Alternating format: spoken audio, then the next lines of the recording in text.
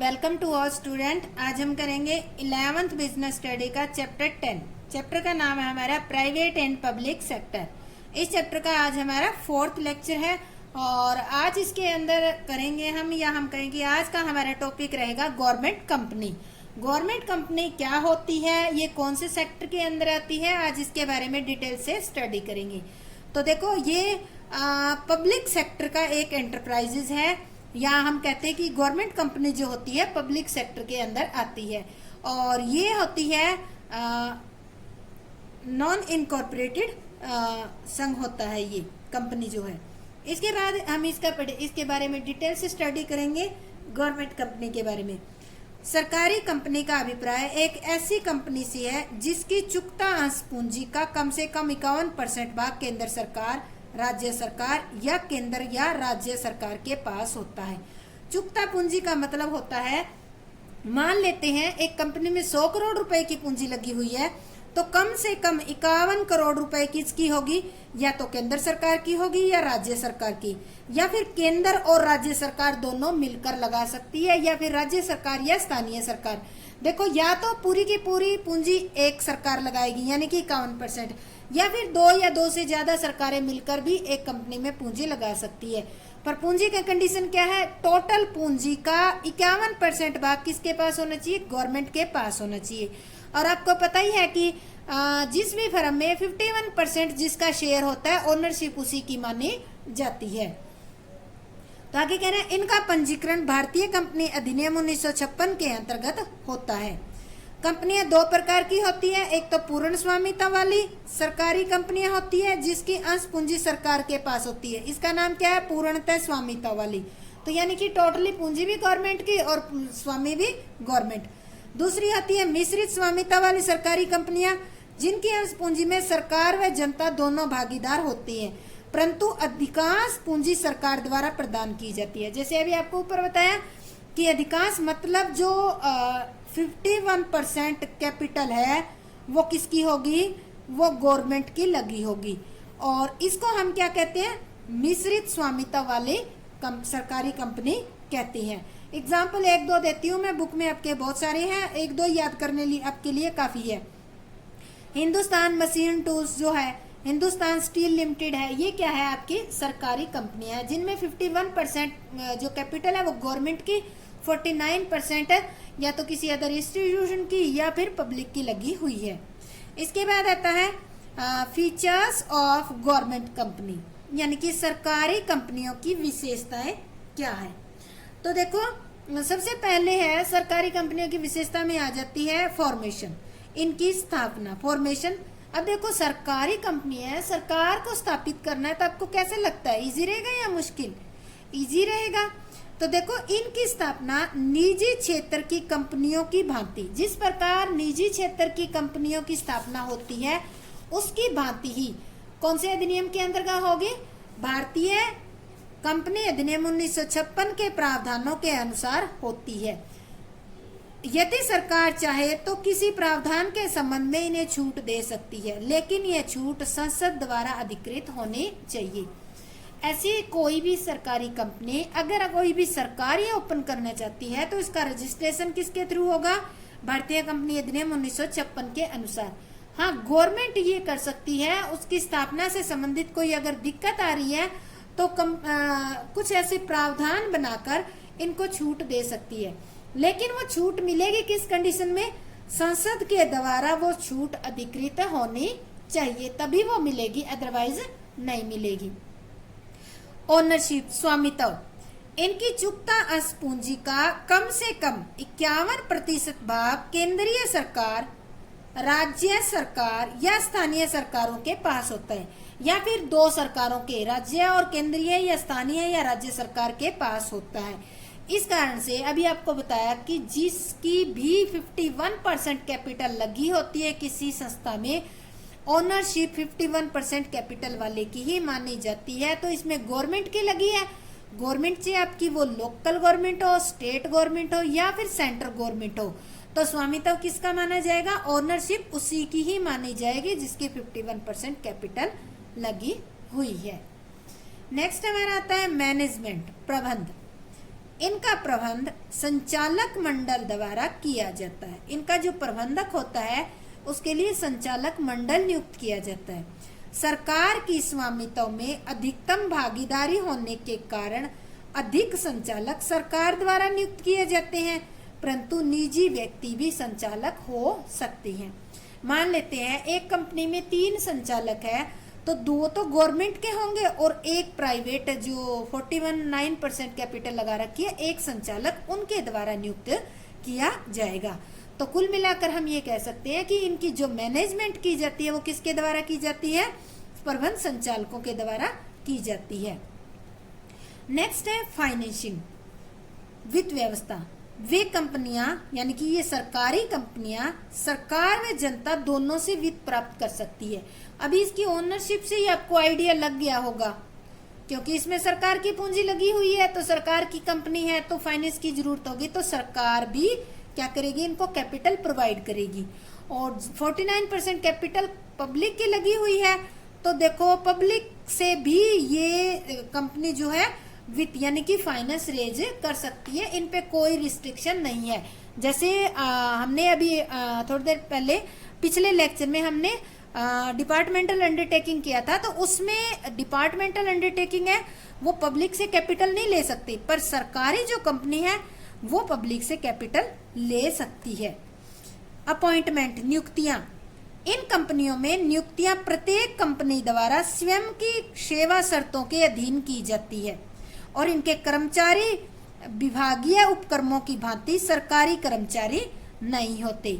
ये जो कंपनियां हैं, इन कंपनियों के अलग से रिक्रूट बोर्ड ये रखती है और ये अपनी कुछ शर्तों के अकॉर्डिंग ही नियुक्तियां करती है। और इनके जो कर्मचारी होते हैं वो जैसे कि डिपार्टमेंटल अंडरटेकिंग के जो एम्प्लॉय होते हैं वो सरकारी एम्प्लॉय माने जाते हैं, पर सरकारी कंपनी के जो एम्प्लॉय होते हैं वो सरकारी कर्मचारी नहीं माने जाते। नेक्स्ट है सेपरेट एंटिटी। सेपरेट एंटिटी, पृथक वैधानिक अस्तित्व। इनका पृथक वैधानिक अस्तित्व होता है। ये अपने नाम से संपत्ति खरीद सकती है, अन्य पक्षकारों से अनुबंध कर सकती है, मुकदमा कर सकती है और इन पर भी मुकदमा किया जा सकता है। यानी कि ओनर और जो कंपनी होती है दोनों बिल्कुल अलग अलग होती है।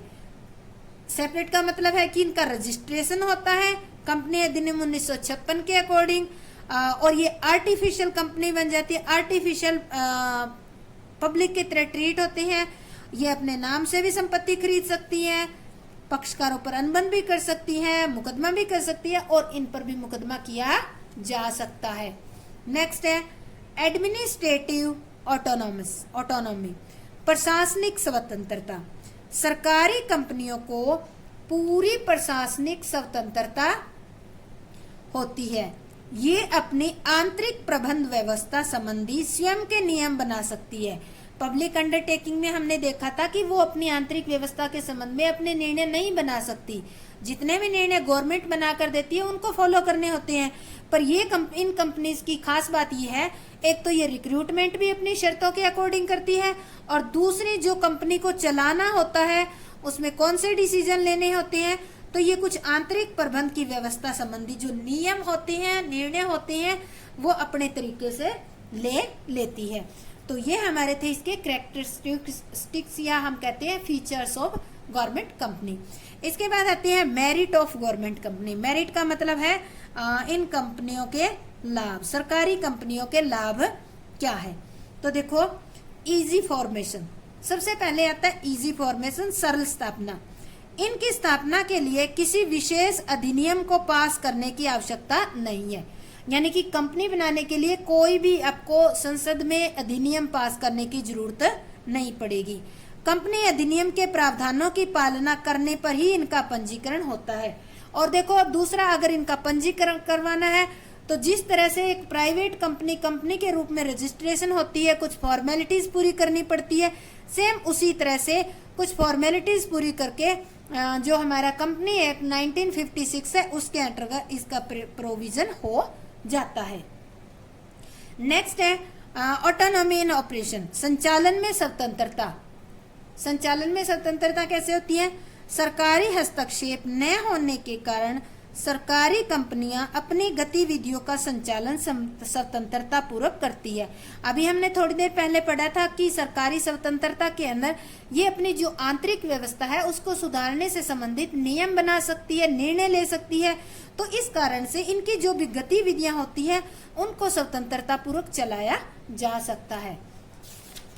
नेक्स्ट है फ्लेक्सिबिलिटी, लोचशीलता। आवश्यकता पड़ने पर ये अपने नियमों में तुरंत बिना किसी कठिनाई के परिवर्तन कर लेती है। यानी कि अगर कोई इमरजेंसी आ जाती है। दूसरा पॉइंट ये है कि अगर कंपनी के सामने कोई अपॉर्चुनिटी का अवसर दिखाई दे रहा है तो कंपनी अपने नियमों में तुरंत बिना किसी कठिनाई के चेंज करके उस जो अवसर सामने दिख रहा है उसका बेनिफिट ले लेती है। नेक्स्ट आता है हमारा क्विक डिसीजन, शीघ्र निर्णय। अनावश्यक औपचारिकताओं एवं लाल फीताशाही न होने के कारण शीघ्र निर्णय लिए जाते हैं। देखो इसमें औपचारिकताएं जो है बहुत ज्यादा नहीं होती, जितनी रिक्वायरमेंट होती है उतनी ही होती है।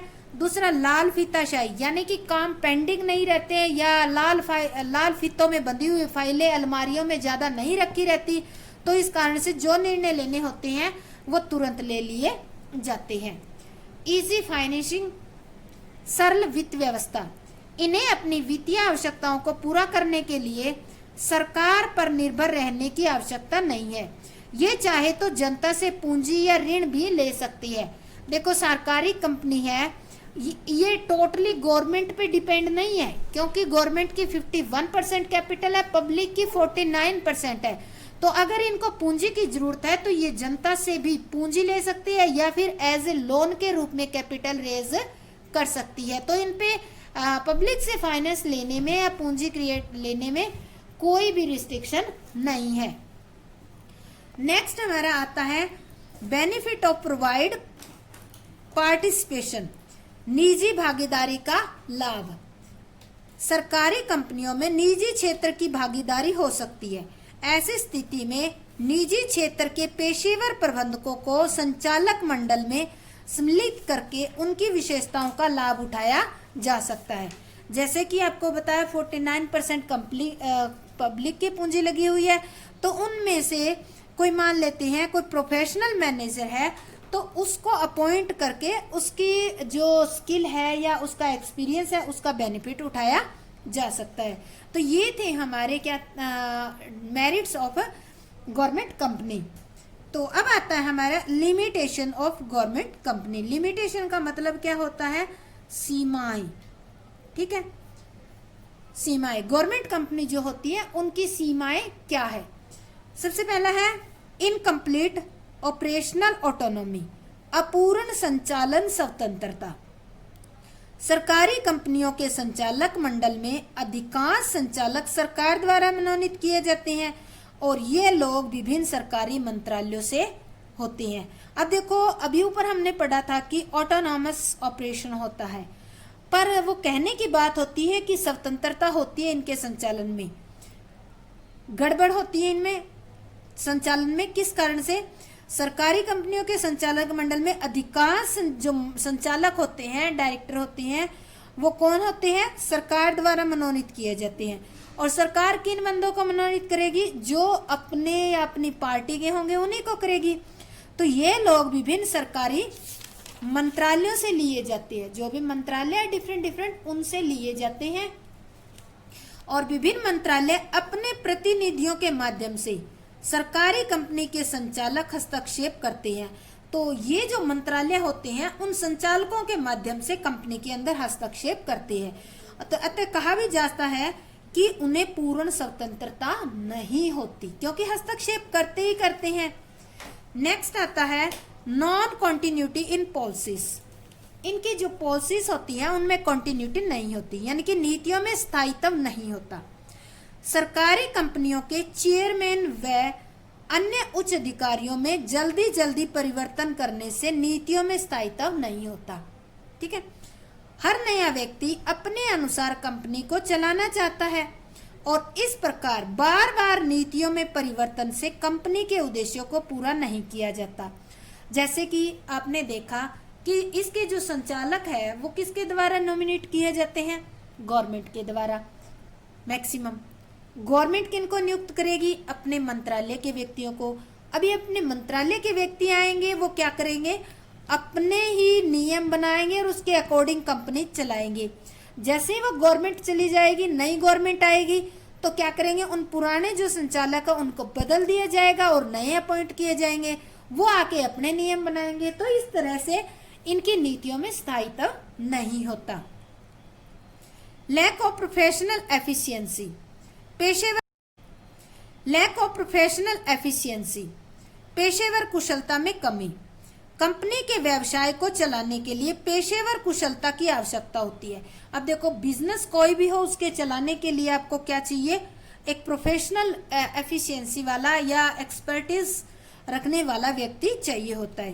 प्राय यह कुशलता सरकार द्वारा मनोनीत संचालकों में नहीं होती, क्योंकि सीधी सी बात है, उनमें एक फर्म या एक बिजनेस को चलाने का जो स्किल होता है उनमें नहीं होता।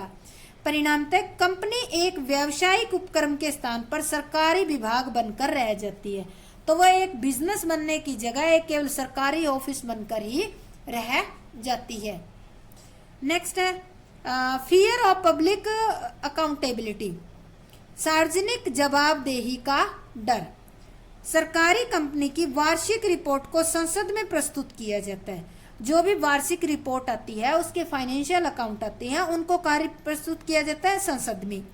और संसद में आलोचना के डर से इनके उच्च प्रबंधक जोखिम वाले निर्णय नहीं लेते। उनको पता है कि अगर जोखिम निर्णय ले लिए तो क्या होगा, कंपनी की परफॉर्मेंस डाउन दिखेगी तो संसद में उसकी बेइज्जती होगी, उससे क्वेश्चन किए जाएंगे, उसको जवाब देना पड़ेगा। तो वो ये ऐसा रिस्क लेना ही नहीं चाहते और ऐसे निर्णय लेने का वो खतरा ही मोल नहीं लेते। जबकि व्यवसाय को सफलतापूर्वक चलाने के लिए ऐसा करना जरूरी होता है, पर ऐसा करते नहीं है। नेक्स्ट है ये हमारी लिमिटेशन थी। अब आता है यूटिलिटी ऑफ गवर्नमेंट कंपनी, यानी कि सरकारी कंपनियों की उपयोगिता कहाँ होती है, यानी कि कौन कौन से क्षेत्र में सरकारी कंपनियां ओपन की जानी चाहिए। जहां सरकार के साथ साथ निजी भागीदारी की आवश्यकता हो, वहां पे गवर्नमेंट कंपनी होनी चाहिए। जहां आर्थिक गतिविधियों को बढ़ावा देना हो, वहां होनी चाहिए। जहां विभिन्न पक्षकारों का हित खतरे में हो, जहां विभिन्न पक्षकार है उनका अगर हित यानी कि उनका इंटरेस्ट या उनका हित या उनका भाग अगर खतरे में है, तो क्या करना चाहिए, गवर्नमेंट कंपनी ही होनी चाहिए। जहां सरकार की इच्छा एक नए उपक्रम को स्थापित करके निजी क्षेत्र में हस्तांतरित करने की हो। निजी क्षेत्र में हस्तांतरित करने का मतलब है कि सरकार क्या करेगी, एक नया उपक्रम स्थापित करेगी और फिर उसको प्राइवेट सेक्टर में बेच देगी। तो इसे बेचकर इस तरह से अगर लाभ कमाना सरकार चाहती है तो क्या करेगी, ऐसा क्षेत्र सरकारी में ही ओपन किया जाना चाहिए। तो बच्चों, आज हमने पब्लिक सेक्टर का एक जो उपक्रम है गवर्नमेंट कंपनी, उसके बारे में स्टडी किया है। तो अगर आप देखते देखते यहाँ तक आ गए हैं तो मेरे चैनल को सब्सक्राइब जरूर करें और जाते जाते एक अंगूठा यानी कि एक लाइक जरूर दे के जाएं। और अगर आपको इसमें कुछ कमी लगती है तो आप कमेंट भी करें। आपका बहुत बहुत धन्यवाद। जय हिंद, जय भारत।